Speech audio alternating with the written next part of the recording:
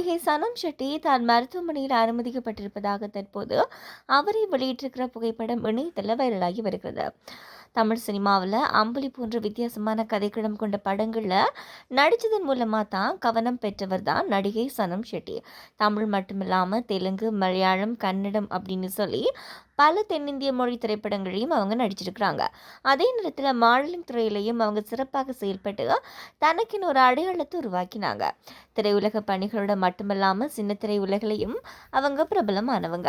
விஜய் தொலைக்காட்சியில் ஒளிபரப்பான big Boss season 4 நிகழ்ச்சியில் போட்டியாளராக கலந்து கொண்டு சுமார் 64 நாட்கள் வீட்டுக்குள்ள இருந்து விளையாடினாங்க. அந்த நிகழ்ச்சி அவருக்கு கூடுதல் ரசிகர் வட்டத்தை உருவாக்கி கொடுத்தது. நடிகையாக மட்டுமல்லாத சமூக பிரச்சனைகளில் தன்னுடைய கருத்துக்களை வெளிப்படையாக பேசும் துணிச்சலான பெண்ணாகவும் அவர் அறியப்படுகிறார். நாட்டில் நடைபெறும் சில நிகழ்வுகள் அல்லது தன்னை தவறாக தோன்றும் விஷயங்கள் குறித்து அவர் தைரியமாக தனது கருத்துக்களை சமூக ஊடகங்களில் பகிர்ந்து வரார். சினிமாவில் பெரிய அளவிலான முன்னேற்றம் பெறவில்லை அப்படின்னு சொன்னாலும் சமூக வலைதளங்களில் குறிப்பாக இன்ஸ்டாகிராமில் அவர் மிகவும் பிரபலமாக இருக்கிறார். உடற்பயிற்சி வீடியோக்கள், கவர்ச்சியான புகைப்படங்கள் போன்றவற்றை தொடர்ந்து பகிர்ந்து தன்னுடைய ரசிகர்களோட தொடர்பில் இருக்கிறார். இந்த நிலையில் தற்போது சனம் ஷெட்டி மருத்துவமனையில் அனுமதிக்கப்பட்டிருப்பதாக தகவல் ஒன்று வெளியாகி இருக்கிறது. அவருக்கு சிறிய அறுவை சிகிச்சையோடு நடைபெற உள்ளதாக கூறப்படுகிறது. மருத்துவமனையில் எடுத்த புகைப்படங்களை அவர் பகிர்ந்த நிலையில் ரசிகர்கள் சமூக வலைதளங்களில் விரைவில் குணமடைய வேணும் அப்படின்னு சொல்லி கமெண்ட்டுகளை பதிவு செஞ்சு வராங்க. நடிகை ஸ்னேகா தன்னுடைய 44 வயதிலையும் இளமையாக காணப்படுற ஒரு நடிகையாக இருக்கிறாங்க. நடிகை ஸ்னேகா தமிழ் சினிமாவில் புன்னகை அரசி அப்படின்னு சொல்லி ரசிகர்களால் அழைக்கப்படும் நடிகை ஸ்னேகா 2000 ஆண்டில் மலையாள திரைப்படத்தில் அறிமுகமானாங்க. பிறகு தமிழ் சினிமாவில் என்ன வழி அப்படின்ற படத்தின் மூலமாக அறிமுகமானாங்க. பிறகு ஆனந்தம், உன்னை நேத்து, வசீகரா, ஏப்ரல் மாதத்தில் அப்படின்னு சொல்லி பல படங்களை நடித்து அசத்தினாங்க.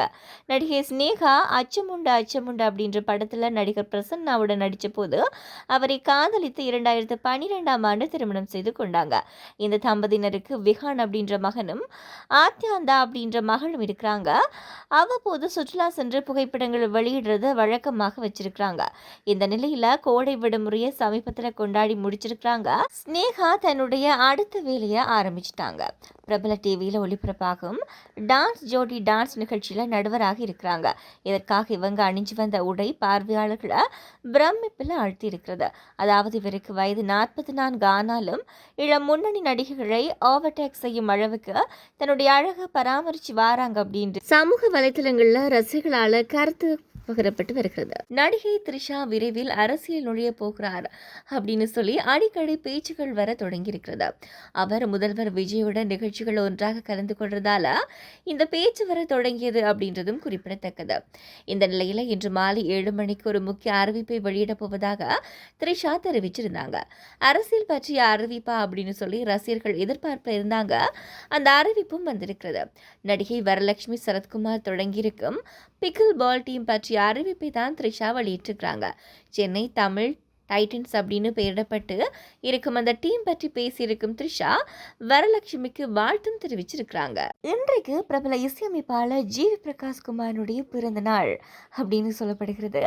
அவர் 100 படங்கள் தாண்டி இசையமைப்பதை கொண்டாடும் வகையில் அவரது பிறந்த நாளில் அவரது இசையில் தொடர்ந்து பாடல்கள் பாடிக்கொண்டிருக்கும் பின்னணி பாடகர் வேல்முருகன் 100 ஃபிலிம்ஸ் ஜிவி சார் அப்படின்ற முத்திரை பொறிக்கப்பட்ட தங்கச்சங்கிலியா இசையமைப்பாளர் ஜிவி பிரகாஷ் குமாருக்கு தனது அன்பின் அடையாளமாக அணிவிச்சிருக்காங்க. அப்போது வேல்முருகனின் மகளும் இசையமைப்பாளர் என்.ஆர். ரகுநந்தனும் உடன் இருந்திருக்கிறாங்க. வேல்முருகன் ஏற்கனவே சில திரைப்படங்களில் பாடியிருந்தாலும் ஜிவி பிரகாஷ் வாய்ப்பு கொடுத்த ஆடுகளம் படத்தின் மூலம்தான் பெரிய வெளிச்சம் கிடைத்தது. ஒரு அங்கீகாரம் பெற்ற பாடகராகி பல்வேறு பட வாய்ப்புகள் கிடைத்தது மட்டுமில்லாம உலக நாடுகளில் சுற்றுப்பயணம் செய்யும் அளவுக்கு பிரபலமானார்.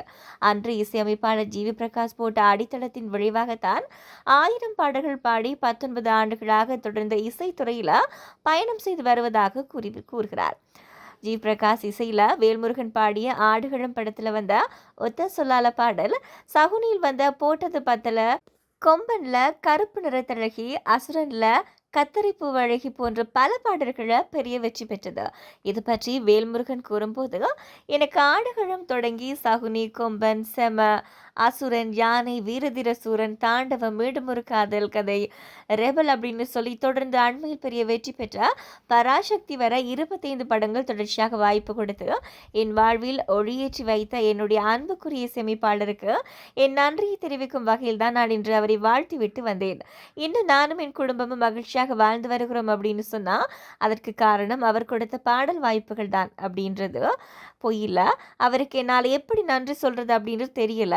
என் அன்பை மட்டுமே அவருடைய பிறந்த நாளில் வெளிப்படுத்தினேன் என்று அவரை சந்தித்தது பெரிதும் மகிழ்ச்சிகரமான அனுபவமாக இருந்தது அப்படின்னு சொல்லி நெகிழ்ச்சியோட கூறுகிறார் பின்னணி பாடகர் வேல்முருகன். தேர்தலுக்கு முன்பே நடிகர் விஜய் மீது அவரது மனைவி சங்கீதா பல்வேறு குற்றச்சாட்டுகளை வைத்து விவாகரத்து வழக்கை தாக்கல் செய்திருந்தாங்க. விஜய்க்கு ஒரு நடிகையோட தொடர்பு இருக்கிறது அப்படின்னு சொல்லி அவங்க கூறியிருந்தாங்க. அதன் விசாரணை கடந்த ஏப்ரல் 20 நடைபெற்றது. அப்போது அடுத்த விசாரணை ஜூன் 15 தள்ளி வைக்கப்பட்டது. தேர்தலில் ஜெயித்து விஜய் தற்போது முதலமைச்சராக பதவியேற்றிருக்கிறாங்க. இந்த நிலையில இன்று நடக்கும் விவாகரத்து வழக்கு விசாரணைக்கு விஜய் நேரில் வருவாரா, அப்படி இல்லைனா வீடியோ கால் மூலமாக ஆஜராவாரா அப்படின்றது பொறுத்திருந்துதான் பார்க்க வேண்டும். குற்றச்சாட்டுகளுக்கு விஜய் என்ன பதில் அளிக்கப் போகின்றார், இன்று விசாரணைகளில் என்ன நடக்கப் போகிறது அப்படின்னு சொல்லி விஜயின் ரசிகர்கள் எதிர்பார்ப்போடு இருக்கிறாங்க. இருப்பினும் ரகசியமான முறையிலே விசாரணை குடும்பநல நீதிமன்றத்தில் நடைபெற இருக்கிறது அப்படின்னு சொல்லப்படுகிறது. நடிகை சமந்தா நீண்ட இடைவெளிக்கு பிறகு தற்போது மா இண்டி பங்காரம் அப்படின்ற படத்தை தயாரித்து நடிச்சிருக்கிறாங்க. அதன் ட்ரெய்லர் சமீபத்தில் ரிலீஸ் ஆகியிருந்தது. தமிழில் எங்கள் தங்கம் அப்படின்ற பேரில் இந்த படம் வருது. ஒரு ஆச்சாரமான குடும்பத்துக்கு சமந்தா மருமழாக போகிறாங்க. அவரால் ஒரு சாதாரண பெண் செய்யும் எந்த விஷயத்தையும் சரியாக செய்யவே முடியல. ஆனால் அவருடைய பயங்கரமான பாஸ்ட் பற்றி அந்த குடும்பத்திடம் சொல்லாமல் மறைச்சிருந்தாங்க. இது ரஜினியின் பாஷா பட கதை போலவே இருக்கே அப்படின்னு சொல்லி பலரும் கூறி வராங்க.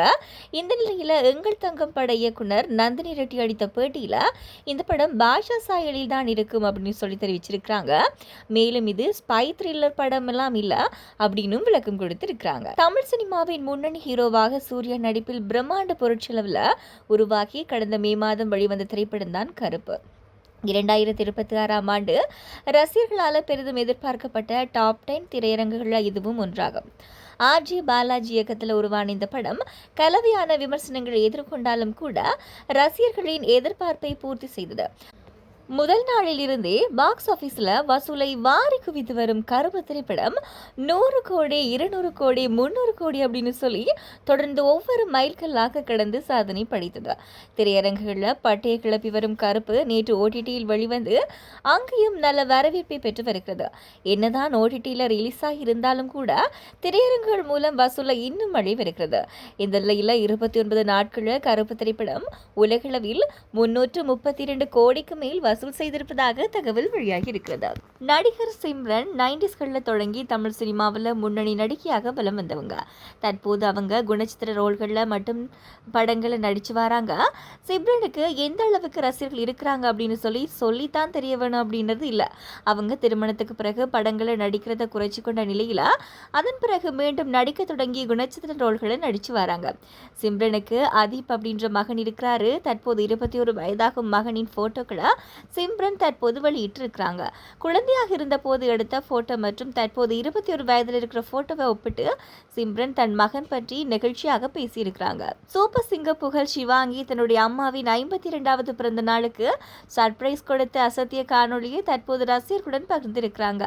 குறித்த காணொலி தற்போது இணையத்தில் அசுர வேகத்தில் லைக்குகளை குவிச்சு வருகிறது. பிரபல தொலைக்காட்சிகளில் ஒளிபரப்பாகிய சூப்பர் சிங்கர் நிகழ்ச்சியில் போட்டியாளராக கலந்து கொண்டதன் மூலம் தனக்கென ஒரு ரசிகர் பட்டாளத்தை உருவாக்கி கொண்டவங்க தான் சிவாங்கி. இவங்க பிரபல பாடகி ஸ்ரீமதி பின்னி கிருஷ்ணகுமாரனுடைய மகள் அப்படின்றது அனைவரும் அறிந்தது. ஆனாலும் வாய்ப்புகளை செல்வாக்கை பயன்படுத்தி எளிமையாக பெறாமல் திறமையை நிரூபித்து பெற்றவர்களுள் இவரும் ஒருவர். பாடகியாக அறிமுகமாகிய சிவாங்கி குழந்தை போல நகைச்சுவையாகவும் வெளிப்படையாகவும் பேசுறதால அதே தொலைக்காட்சியில் ஒளிபரப்பாகிய குக் வித் கோமாளியில கோமாளியாக பங்கேற்கும் வாய்ப்பை பெற்றாங்க. அதனைத் தொடர்ந்து நடிகர் சிவகார்த்தியின் நடிப்பில் வெளியாகின ஹிட் அடித்த டாக்டர் திரைப்படத்தில் சிவாங்கி ஒரு முக்கிய கதாபாத்திரத்தில் நடித்து சினிமாவிலையும் அறிமுகமானாங்க. மேடை நிகழ்ச்சிகளில் அதிகம் பங்கேற்று வரும் சிவாங்கி சமீபத்தில் கம்போசராகவும் களமிறங்கினாங்க. அவரே கம்போஸ் செய்து பாடி நடிச்சிருக்கிற ஆல்பம் பாடல் வெளியாகி ரசிகர்களுடைய மத்தியில் அமோக வரவேற்பை பெற்றது. இந்த நிலையில் தன்னுடைய அம்மாவின் 52வது பிறந்த நாளை அமர்க்களப்படுத்திய சிவாங்கி அந்த அழகிய தருணங்கள் அடங்கிய காணொலியை தற்போது தன்னுடைய இன்ஸ்டாகிராம் பக்கத்தில் பகிர்ந்திருக்கிறாங்க. குறித்த காணொலி இணையத்தில் வைரலாகி வருகிறது. நடிகை தேவயானியினுடைய காதல் திருமணம் குறித்து நீண்ட வருடத்துக்கு பிறகு அவரது தம்பியும் நடிகருமான நகுல் மனம் திறந்து பேசியிருக்கிறாங்க. நடிகை தேவயானி தமிழ் சினிமாவின் 90ஸ்களில் முன்னணி நடிகராக வலம் வந்தவங்க தான் அவங்க. இவரது கொஞ்சம் தோரணையில் இருக்கிற பேச்சு ரசிகர்கள் அதிகமாக கவர்ந்தது அப்படின்னே சொல்லலாம். தமிழ் மட்டுமில்லாமல் தெலுங்கு மற்றும் மலையாள சினிமாக்களில் கொடிகட்டி பறந்த தேவயானி இயக்குனர் ராஜ்குமாரை காதலித்து பெற்றோரை எதிர்த்து கடந்த 2001ஆம் ஆண்டு திருமணம் செய்து கொண்டாங்க. காதல் திருமணத்துக்கு பிறகு பெற்றோர் வீட்டில் எந்த தொடர்பும் இல்லாமல் இருந்த நிலையில் இவருடைய தம்பி இவரிடம் பாசமாக இருந்து வந்திருக்கிறாங்க. தற்போது தேவயானியின் காதல் திருமணம் குறித்து பல ஆண்டுகளுக்கு நகுல் மனம் திறந்திருக்கிறாங்க. நகுல் பேசுகையில் தன்னுடைய அக்காவின் முடிவு தம்பியாக தனக்கு கோபத்தையும் வருத்தத்தையும் ஏற்படுத்தியது. அந்த காலத்தில் இந்த மாதிரியான விஷயங்களை புரிந்து கொள்ளும் முதிர்ச்சி எனக்கு இல்லை. ஆரம்பத்தில் தாங்க முடியாத அதிர்ச்சியாக இருந்தாலும் கூட அந்த சூழ்நிலைக்கு எவ்வாறு எதிர்கொண்டு எதிர்வினையாற்றுவது அப்படின்றது கூட எனக்கு தெரியல. காலம் கடந்த பிறகுதான் அதனை புரிஞ்சு கொள்ளும் தன்மை வந்தது. அக்கா திருமண வாழ்க்கையில் மகிழ்ச்சியாக இருப்பது தான் மிகவுமே முக்கியம். அக்காவினுடைய கணவரும் நல்ல ஒரு மனிதர். தன்னிடம் மரியாதையாகவும் அன்பாகவும் பேசுவார். அவர் மீதும் அதிகமான மரியாதை இருக்கிறது. அக்கா மகிழ்ச்சியாக வாழ்ந்தால் தானும் மகிழ்ச்சியாக இருப்பதாக நகுல் தெரிவிச்சிருக்கிறாங்க.